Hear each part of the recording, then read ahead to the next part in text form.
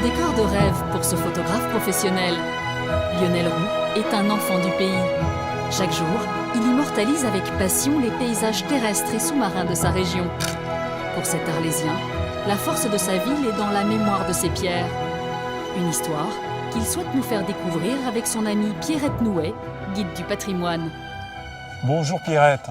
Bonjour, comment vas-tu? Bien, et toi? Très bien. Écoute, je fais visiter la région.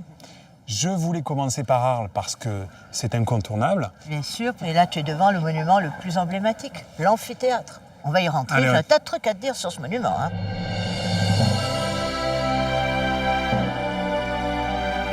Les arènes d'Arles sont les plus spectaculaires de l'histoire romaine du sud de la France. Bâtie en 80 après Jésus-Christ, la vocation de cet amphithéâtre de 136 mètres de long par 107 mètres de large est d'accueillir des spectacles vivants, indispensables à la vie sociale des Romains. Regarde-moi ça, Lionel, cette splendeur. Je sais pas toi, mais moi ça me donne toujours la chair de poule. Ah, c'est un beau point de vue en tout cas. Donc c'est le lieu des spectacles romains avec les gladiateurs, la mise à mort du gladiateur, les péplums, c'est tout ça ou c'est autre chose? Ça existait aussi, mais c'était un peu moins glamour que ce qu'a raconté le cinéma, c'est évident. Alors, le matin, et on faisait les chasses reconstituées. On fait venir des animaux exotiques d'un peu partout. Il y a des gars qui les tuent, et quand ils n'ont pas de chance, se font tuer par l'animal. Le matin. À midi, je vais te décevoir, mais les gens y rentraient manger chez eux. Et on en profitait pour faire les exécutions des condamnés à mort. C'est ce qu'a retenu le cinéma et les bandes dessinées, mais dans la réalité, ça n'intéressait pas grand monde. Et l'après-midi, c'était plein à craquer, parce que les gens venaient assister au combat de gladiateurs. C'était quoi? C'était des mises à mort avec le pouce? Je t'arrête, on n'est pas Hollywood. Les gladiateurs, maintenant, nous avons tendance à dire que dans leur majorité, ils étaient volontaires et professionnels. Donc on ne les tuait pas systématiquement. Quant à l'histoire du pouce, ça vient d'un tableau du 19e siècle de Jérôme. À la suite de ce tableau où on voit un gladiateur qui tend le pouce et la foule, avec le pouce en bas, le pouce en l'air, est partie cette légende. Mais c'est une légende. Le Romain n'est pas un type assoiffé de sang et de violence et de cruauté, il veut voir du beau spectacle. Donc c'était des compétiteurs, c'était du sport. Un peu comme du catch, si tu veux. D'accord. Ces combats, 21 000 Romains viennent y assister chaque semaine. Selon leur rang social, déjà, les spectateurs sont assis en haut pour les moins riches ou au plus proche de l'arène pour les nantis. Pierrette invite maintenant Lionel à remonter le temps à travers la vieille ville. Depuis sa construction par Jules César en 46 avant Jésus-Christ, Arles s'est doté d'une pléiade de monuments publics prestigieux, comme ce théâtre antique bâti un siècle avant les arènes. De cette époque, Arles regorge de vestiges, des ouvrages d'art étonnants, dissimulés jusque dans les sous-sols de l'hôtel de ville. Donc tu m'emmènes où là, Pierrette? Oh là là, dans l'antre, dans les mystérieux cryptoportiques. Ah oui, là c'est vraiment très profond. Oui. Et alors, cryptoportique, déjà ça veut dire quoi? Ça vient du grec, ça veut dire galerie cachée. Il y avait une utilité? Bien sûr, à l'origine, c'est uniquement pour renforcer et aplanir le sous-sol afin de pouvoir construire par-dessus. Les cryptoportiques sont l'une des premières réalisations urbaines des colonies romaines. Ces galeries, dont il ne reste que 120 mètres, servent alors à soutenir une vaste terrasse sur laquelle les Romains bâtissent leur forum, la place centrale de la ville. Le forum, dans une ville romaine, c'est comme le cœur. C'est comme le poumon d'une ville. Tu sais, c'est là que se prennent toutes les décisions. Donc il faut que ce soit du solide. Il faut que la base soit solide, parce que ce sont des monuments, aujourd'hui on dirait ostentatoires, tu sais. Parce que c'est la preuve dans la pierre de la domination romaine. Regarde, tu vois, là, ces pierres, surtout celles-là, les deux là, c'est les pierres les plus importantes, parce que c'est elles qui supportent le poids des deux galeries. Et là, tu vois la qualité de maçon et d'ingénieur des Romains. Solides et à température constante, 16 degrés toute l'année, les cryptoportiques deviennent au fil des siècles des caves à vin et même des réserves de lapidaires. Donc là, toujours des tambours, mais avec une jolie tête de chapiteau. C'est de quelle époque, ça? Alors ça, c'est l'ordre corinthien, c'est du marbre. Et c'est grâce à ces petits triangles là dans les feuilles, on a les mêmes quasiment partout, qui ont permis aux archéologues arlésiens des années 60 de donner la date de ces monuments, c'est-à-dire 20-21 avant Jésus-Christ, parce que c'est le même style qu'à Rome en Italie sur le Forum d'Auguste, par comparaison. Ces galeries, longtemps oubliées, ont rouvert leurs portes au public en 2008. Une visite insolite à ne pas manquer si l'Antiquité vous passionne.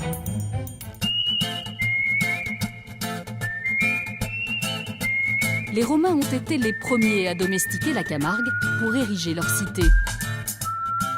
À peine sortie de la ville, la nature reprend ses droits. De vastes étendues de terres arides succèdent aux marais. L'eau est ici depuis toujours la première préoccupation des Camarguais. Pour le comprendre, nous avons suivi Lionel au marais du Viguera pour rencontrer Jean-Laurent Lucchesi. Salut Jean-Laurent. Ah, salut Lionel, ça va? Ça va et toi? Ça va. Depuis 20 ans, Jean-Laurent veille sur la plus grande réserve naturelle de Camargue. Un site protégé de 1200 hectares qui abrite une multitude de paysages humides et sauvages, en apparence seulement. Alors là, on va rentrer dans le marais un petit peu. Là. On est dans cet étang qui s'appelle le Clos des Montures, qui est, contrairement à ce que pensent les gens, n'est pas de l'eau salée, mais de l'eau douce. C'est de l'eau du Rhône qui a été pompée et qui, mélangée au substrat qui, lui, est d'origine maritime, va chercher ce sel et qui va, selon les lieux, être plus ou moins salé. Quelque part, on parle d'espace naturel, de milieu naturel, mais c'est pas si naturel que ça. Alors, le sol, il est naturel, les habitats sont naturels, mais l'eau, elle est contrôlée par l'homme. Alors, tout ça s'est passé pendant des siècles, et à partir de 1856, tout ce qui rentre comme eau en Camargue, que ce soit du fleuve ou de la mer, est pompé. L'eau maîtrisée entre désormais à volonté dans les terres de Camargue, grâce à un réseau de canaux appelé roubines. Comment ça marche? L'eau, elle va, elle vient? Alors, on va pomper cette eau sur des canaux alimentés par le fleuve. Et ensuite, on va pouvoir, avec ces vannes, là, ces martelières qu'on voit devant nous, on va pouvoir l'envoyer à droite ou à gauche.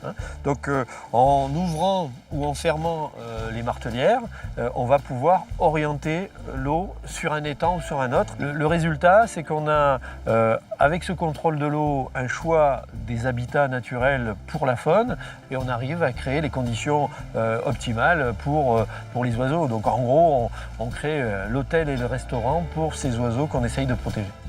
La réserve recense plus de 2000 espèces animales et végétales. Plus de 300 espèces d'oiseaux ont été observées ici. Des flamants roses bien sûr, mais aussi des grues, des ibis et jusqu'à 35 000 canards en hiver. Là, on voit une cigogne pas très loin. Donc il y a des oiseaux de toute taille, j'imagine. Alors il y a des grands échassiers, comme les cigognes, on est dans un marais, donc c'est des oiseaux d'eau. Donc là, les cigognes qui avaient quasi disparu de France dans les années 70, qui aujourd'hui sont plusieurs milliers en France, et notamment en Camargue, où on a presque une centaine de couples. Elles sont bien belles, bien bec bien rouge, tu les entends craqueter. Le marais offre aussi un refuge idéal pour les mammifères. 5 élevages de taureaux et de chevaux pâturent toute l'année sur le domaine. Là, on va traverser le clos des juments, donc les juments de la manette du juge.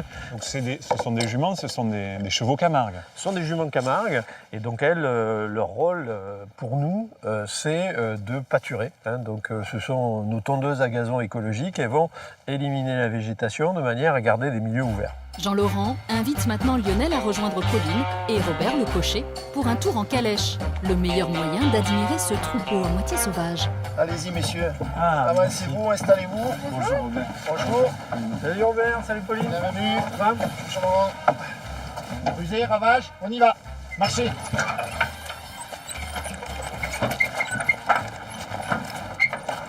Allez. Ces chevaux de Camargue, c'est une race qui est là depuis longtemps.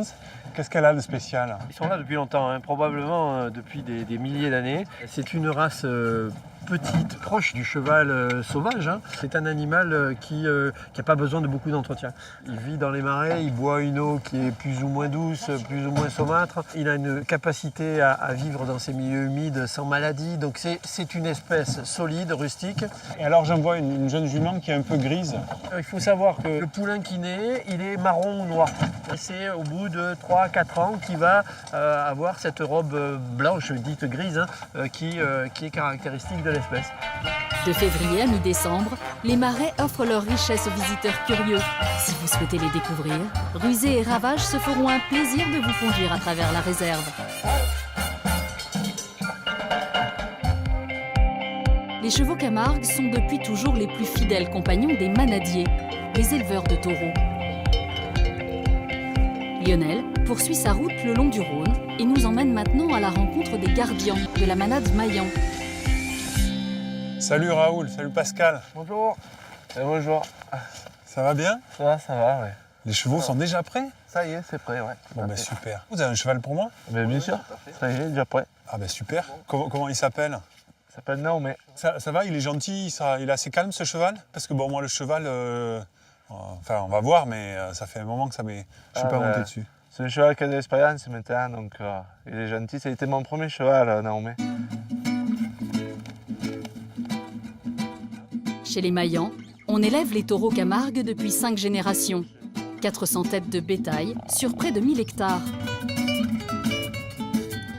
À l'entrée de la pâture, nos cavaliers rejoignent Henri, un autre gardien de la manade. Bonjour Henri. Salut. Salut Henri. Donc voilà les fameux taureaux Camargue. Voilà, c'est bien eux. Belle corne, Voilà, c'est les cornes qui vont vers le ciel. robe noire. Une manade, c'est quoi finalement? Qu'est-ce que ça représente en Camargue? Une manade, en fait, c'est simplement un élevage de taureaux. Ouais, donc, on ne sélectionne pas les taureaux pour la viande ou tout ça. Pour nous, c'est vraiment pour la course camarguaise. C'est vraiment pour cette tradition-là en fait, qu'on sélectionne nos taureaux, qu'ils aient le meilleur caractère en fait, pour la course camarguaise. Ici, pas question de corrida. Les animaux sont élevés, sélectionnés et entraînés pour un sport traditionnel plutôt spectaculaire. Depuis le Moyen-Âge, dans toute la Provence, la course camarguaise se dispute dans les arènes de la région. Au centre, une star, le taureau cocardier. Autour de lui, 2 ou 3 rasoteurs tentent pendant 15 minutes pour de l'argent d'enlever un ruban ou une cocarde fixée entre ses cornes. Et donc là, parmi ces taureaux, tu as des taureaux qui concourent dans les arènes alors?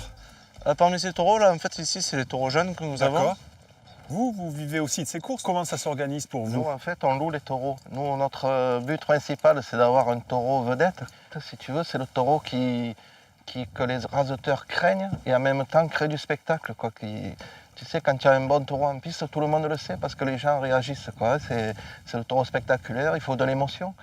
Il faut que les taureaux soient gérés comme des sportifs, c'est pour ça qu'on ne les engraisse pas. Il faut qu'ils soient musclés et qu'ils puissent bouger facilement. Et quand tu remplis les arènes avec ton taureau, bien sûr, tu le loues plus cher. Quoi.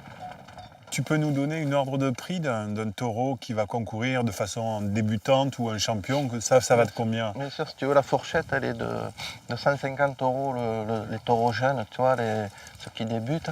On va dire rarement 5000 €, c'est un maximum pour les vedettes. Ces dieux des arènes, les Maillans en ont élevé une dizaine en 60 ans. Parmi eux, Rami, 2 fois lauréat du Bion d'Or, la plus haute distinction dans cette discipline. Quel que soit le taureau vedette de la manade, à sa mort, il est inhumé dignement et une stèle en rappelle la mémoire. À peine descendu de cheval, Lionel rejoint maintenant une drôle d'hacienda. El Paseo de Camargue est le rendez-vous de la musique gitane du pays d'Arles. Un lieu de fête imaginé par le célèbre fondateur des Gypsy Kings, Chico Buchiki. C'est ici que l'on peut déguster la recette traditionnelle de Camargue. Salut Kevin. Oh Lionel, comment tu vas? Bah, écoute, ça va bien et puis ça tombe bien parce que je savais que tu cuisinais cet après-midi. Lionel endosse le tablier d'apprenti cuisinier pour réaliser la fameuse gardiane de taureau. Alors là, je suis en train d'écumer. Viande de taureau de Camargue AOC. On est sur une viande, la viande de taureau qui est un peu plus forte que la vache, qu'on peut trouver des daubes dans d'autres régions de France. La viande de taureau a mariné 24 heures dans un vin rouge de pays avec des oignons émincés, des carottes et quelques aromates. Et maintenant, on va la cuire. Voilà. Pour respecter la tradition jusqu'au bout, Kevin cuisine à l'huile d'olive et au feu de bois. On va saler. Mais le sel, c'est bien, mais on va saler avec des anchois. L'anchois, c'est meilleur. Ça donne un peu plus de goût encore. D'accord? Comme j'ai pas envie de me salir les mains aujourd'hui, Non, mais- depuis que t'es là, Jusque-là, tout va bien, oui. des petites anchois. D'accord, donc du poisson avec le taureau. Oui. Allez, à toi, chef. Allez, c'est parti. Alors, je coupe la tête, jusqu'ici Coupe tout la va tête. bien. Voilà, jusque-là, c'est bon. Donc j'ouvre, comme ça. Oui. J'ai des pansements, t'inquiète. Ouais. Je compte sur toi. Voilà, pas plus. D'accord. Et maintenant, tu viens passer le dos au milieu pour enlever. Continue comme ça. Par contre, ça ne doit pas prendre plus de temps que le temps de cuisson de la gardienne. On va mettre ça dans la casserole. Ça. On va les laisser fondre un petit peu. Une fois salés, il est temps d'ajouter le vin de la marinade à la cuisson. Allez, j'y vais. Te brûle pas. Donc là, tu vas laisser mijoter combien de temps? Je te dis 2h30, 3h. Tout ça. Il y a un super parfum. Voilà. Pour accompagner la gardienne de taureau, Kevin a préparé des petits légumes marinés et du riz rouge complet de Camargue. Et maintenant, à table. Allez, on goûte ça? Allez, c'est parti. Allez. Tu vas me dire un peu. Ah ben écoute, oui. Bon, écoute, je te promets pas que j'en fasse une ce soir, mais demain, peut-être. Hein. Écoute, ta gardienne, elle est divine. Mais ici, on ne quitte pas la table sans faire la fête. Dans la cour d'El Pasio, Kevin et Lionel rejoignent les répétitions d'une soirée catalane, animée par le groupe des enfants de Chico, son fils, son gendre et ses neveux.